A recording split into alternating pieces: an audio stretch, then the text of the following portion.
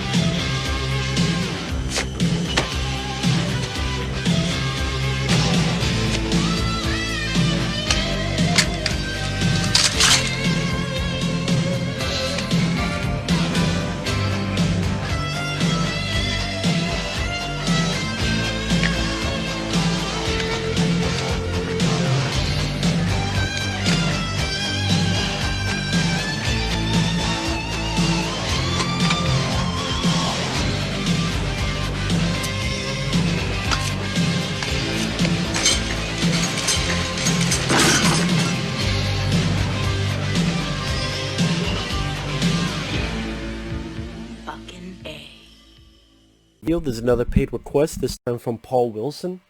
Thank you so much for that. And for those interested in requesting pretty much any type of videos or topics or commentaries, reviews, randomness, re-reviews, whatever, feel free to send it either directly to my PayPal or join my Patreon. Both links are down below in the info box. And this is a request to review The Sacchetti, a 1977 film directed by Lucio Fulci. Now, the movie stars Jennifer O'Neill. She was in Stanners, the first film with David Cronenberg directing that picture. She was also in a Chuck Norris film called A Force of One. Jennifer O'Neill stars as a character that when she was a kid, her mom died from a suicide, jumping off a cliff. The kid was able to see that, and since then, once in a while has these visions. In fact, as an adult, she sees this vision of like a broken mirror and a cigarette and ultimately a dead body, and that there's someone hidden in a wall. Finds the body, her husband gets arrested, and she's trying to prove the innocence to find out who did this, who's the killer, and why her visions are not really adding up. Because, for example, the person she visualized was an older woman, but the body was the skeleton of a younger woman. And then the middle portion is a bigger investigation until the end of the movie. I know at one point Quentin Tarantino actually wanted to remake this film, and I believe he wanted Bridget Fonda to star in it. If you're wondering why I'm looking, I actually have a book that mentions it's actually over there, not over here. The talks lasted for a little bit, but not anymore. But yeah, there was a point that Quentin Tarantino wanted to remake the film. And must have, either he's a fan or he knows about it, because a piece of music in this, Tarantino used in Kill Bill. If you're a big fan of Kill Bill, in particular Volume 1, if you remember the scene where Uma Thurman wakes up in a hospital bed and hits that guy, and then she goes to the ground, and on the ground she's waiting for Buck. My name is Buck. I like to fuck. She's waiting for him to dip back in, and then she kills his ass. When she's waiting for him, the music playing is music from this movie. And that's one thing I'll say, the music is rather well done. I think the music is easily one of the best parts of the movie. It's great music. I'm trying to remember the name of the composer. I know it's a guy that would work with Lucio Fulci on Zombie a few years later. I would say Zombie is still my favorite Lucio Fulci movie, but I know Paul Wilson, Fabio Frizzi, that was the name, it just came to me. Fabio Frizzi helped work on the score as well as Zombie, known other places as Zombie 2. Here in the U.S. is known as Zombie. Because overseas, Dawn of the Dead, George Romero's film, is known as Zombie. And so when Zombie came out, it was over there Zombie 2. Anyway, in America it's known as Lucio Fulci's Zombie. But yeah, Fabio Frizzi did the score. And the movie does have some pretty decent camera work. Especially when the visions come into play. The ending was kind of interesting, although predictable. Lucio Fulci is mainly known for gore. That's not the case here. The only bits of gore you get is the very beginning when the mom commits suicide by jumping off the cliff. Other than that, there's really no gore, so it's a departure for Fulci. So if you're looking for a Lucio Fulci gore fest, this is not the movie for you. But, I mean, it was interesting to see him do something a bit different. And Fulci, for me, is hit and miss. There's some of his films I like, some I don't. I do like Zombie. I think that's... The reason I think that's his best film is because the story is coherent enough, is straightforward enough, it's not too confusing, but you still have the blood and guts and splatter and just dirty zombie type of like makeup that's involved in some of his movies. Plus it has a great score. But I do like The Gates of Hell. The Beyond, I like certain visual elements, but the movie itself, I'm not really big on. Again, Gates of Hell I like, although I think that's the one that has a weird-ass ending because I think there's supposed to be more to the ending, and then it got damaged or something. I don't know. Going off tangent. Some of his TV movies I didn't mind. Some were like, meh. I mean, it just... hit and miss director for me. But I do like some of his style. I could tell this is a film he wanted to prove that he could do more than just gore. The gore scene at the beginning, where it's the mom jumping off the cliff, and as she's falling, her face scrapes along the cliff side, along the rocks. And the idea is gory. It's gory, and the idea is like, ooh, but it looks so fake because you could clearly tell it's a mannequin. It's just a mannequin. You're just scraping stuff off a mannequin. So that doesn't hold up well. Maybe it was effective for people in '77, of course, but yeah, that just looks very funky nowadays. Like, kind of unintentionally laughable. I'm sorry, I'm just being a bit honest. Jennifer O'Neill does fine in the lead role. I know the Paul Wilson who requested this. He's not a fan of this film at all. I think he said something like, "I dare you to get through this, and if you do, I'll give you extra," or something like that. I'm like, I mean, I wouldn't say this is a 5 out of 5 star film. I think it's a bit slow in the middle. It's a bit boring in the middle. The investigation is not that interesting in the middle portion of the film.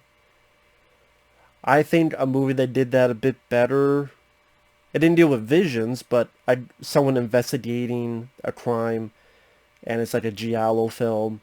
Deep Red with Dario Argento. I think that did things a bit better.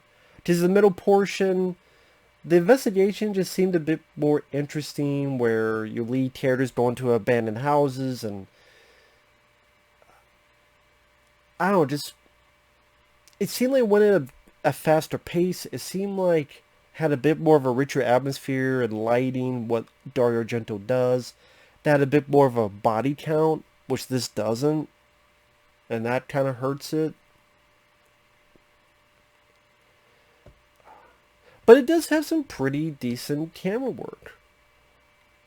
Where it's like pushing into someone's eyes, or idea when the visions are happening, and you try to piece together with her what these visions entail.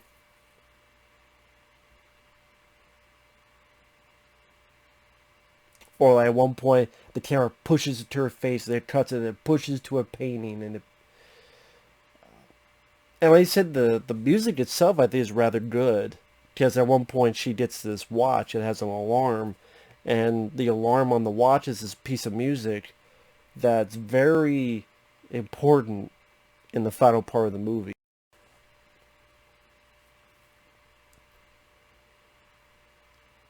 And like I said, Jennifer O'Neill does fine as the lead. I've seen better, I've seen worse. Like I said, the middle portion is just a bit slow. It's a slow build, but slowly paced. It's just not that interesting. So it's not really a film I would ever rewatch. I could see if Tarantino wanted to remake the film, I could see why, where there's good elements, but you need some pep, some either much more intriguing or much more crazy or flashy or involved story to carry in the middle portion. Because it's her talking to this person, talking to this person. Oh, this person, we found out who was killed. It was a younger person. Wait a minute, but I saw an older person. Wait a minute, I saw this guy with a mustache. Oh, there's the guy with the mustache. And he's acting a bit weird. Is he the killer or is he a red herring? Oh, this woman whose body was found, whose skeleton was found, she was into horses. She would talk to this one guy. Oh, well, that may have been a horse race meeting, tournament, like some type of thing that happened in the past. Maybe it might have been this year, might have been... it's not that really interesting, to say the least. I also say it's predictable because the fucking poster, I don't know if the trailer did, but the poster gave away the fucking twist. Gave away the fucking twist. So, bear with me. Spoiler. 3, 2, 1. Heavy spoilers. When you get to the third act, you think this guy, the superintendent guy's the killer. He's even got the black gloves and such. And Jennifer O'Neill finds this dead woman, older woman, and that's the woman she saw dead in her vision. And then the guy chases her and falls, and he doesn't die, but he goes to the hospital. And you realize he wasn't really the killer. There's other circumstances involved with that. The killer all along is the husband that she just got free. He was the one that killed this woman back in the day, and then tries to kill her as well. So the stuff she was seeing was a self-fulfilling prophecy of her own murder. She wasn't viewing a murder from the past, she was viewing her own murder in the future, and what led up to that murder in the future. And the fucking poster literally says that she's trying to solve her own murder. On the fucking poster. Granted, not every poster, but a lot of the posters, especially the more wide rectangle type of poster. Quad poster. That, I'm like, well, that gave away the... I don't know if the trailer did it, but the fucking marketing gave it away, so that's why it wasn't really that unique or surprising. But maybe that's just me.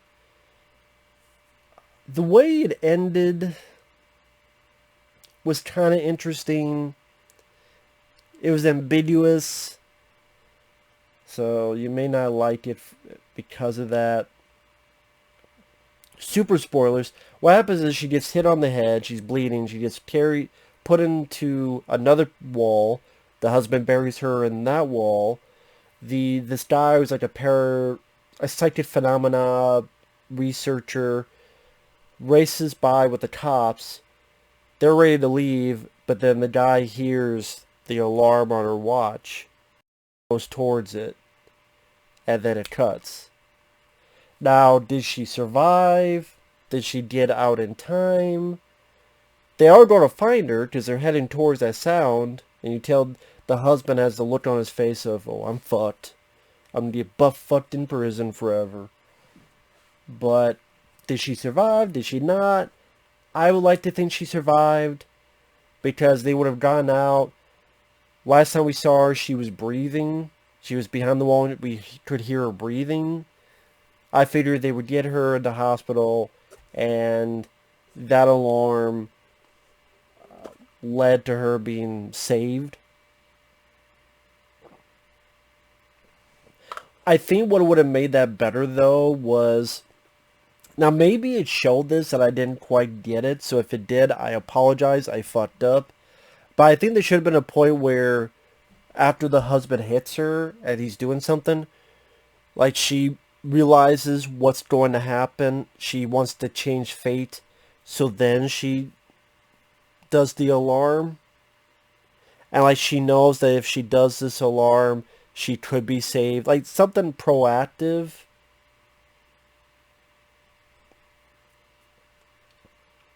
Idea, maybe it did that. That we saw her do that. If so, I apologize, I missed it. I mean, I guess I could assume because the alarm does go off, but still. But I mean, it is an interesting way to end the film, to be fair, and it gives you an ambiguous that's a bit easier for me to swallow compared to others. This is a bit of a question mark, but that's not a huge leap of faith to go into, for me, the more positive type of ending. But if you're not into ambiguous endings, might not be your cup of tea. But yeah, the opening kill is a bit goofy, although it's bloody. The the acting is tolerable. Jennifer O'Neill does fine.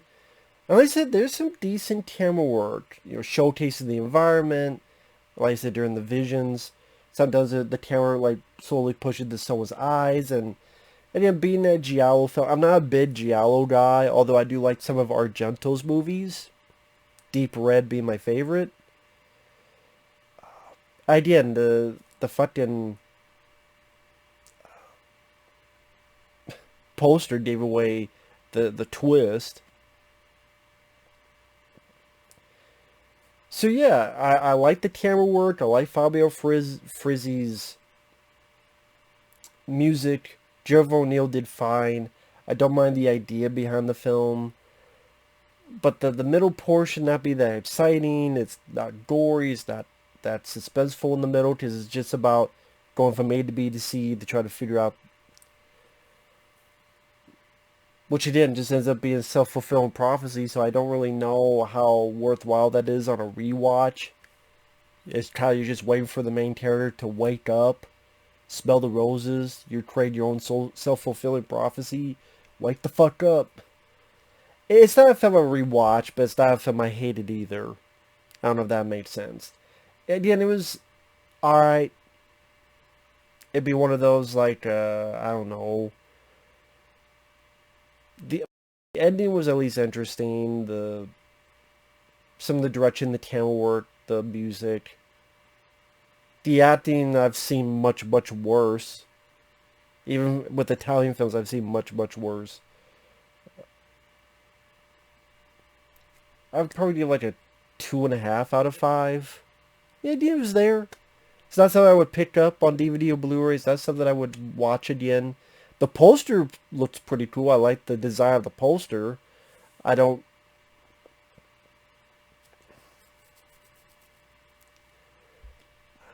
just wondering if that really sells the movie fairly, the poster, but it's a cool looking poster. Yeah, the psychic. Obviously not the best psychic because she couldn't tell until it was too fucking late that it was on her own murder she was seeing. Even when, like, 20 minutes before, the researcher told her, not that it was her own murder, but that, hey, you might not be seeing a flashback, you might be seeing a flash forward. You might not be seeing something that was in the past, you might be seeing something that happened in the future. So you would think, okay, be a bit more on guard, but no. I don't really know what else to say other than that. So with that said, thanks for watching. Thought it was an okay, alright flick. We'll see. It's definitely not the worst Lucio Fulci film I've seen. It's not the best, but it's definitely not the worst. So, we'll see you guys later. Bye-bye.